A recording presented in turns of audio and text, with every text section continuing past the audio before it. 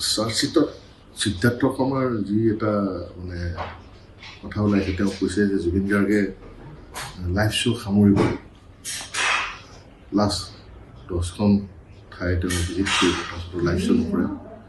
সেইটো কেতিয়াও একমত হ'ব নোৱাৰোঁ এইটো কাৰণে, কাৰণ বিশ্বনাথ চাৰিআলিত ৰৈ বিনালে শ্বুটিঙৰ সময়ত সিদ্ধাৰ্থ শৰ্মাই জুবিন গাৰ্গক বুজাবলৈ চেষ্টা কৰিছিল যে বছৰটোত শ্ব' সংখ্যা কমাই দিয়া যাওক, শ্ব' সংখ্যা বিহু শ্ব'বোৰ নকৰি 12খন বা 15খন শ্ব' কৰা যাওক, আৰু প্ৰত্যেকখন শ্ব'ৰ যিটো মাননি সেইটো 35 লাখৰ পৰা 40 লাখ টকা কৰা যাওক।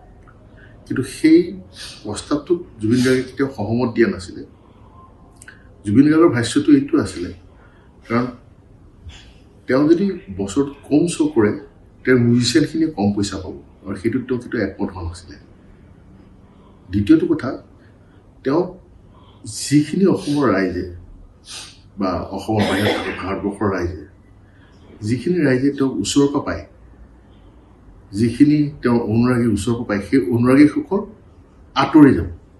গতিকে তেওঁ কেতিয়াও সেইটো সহমত দিয়া নাছিলে। আৰু তেওঁৰ কথাটো এইটোৱে আছিলে যে মাননি একেই থাকিব, তেওঁ এনেকেই শ্ব' কৰি যাব যাতে ৰাইজে তেওঁক ওচৰৰ পৰা পায়, অসমীয়া ৰাইজে যাতে ওচৰৰ পৰা পায়, মানুহে যাতে ওচৰৰ পৰা পায়, আৰু মানুহৰ মৰমবোৰ যাতে তেওঁ পাই থাকে।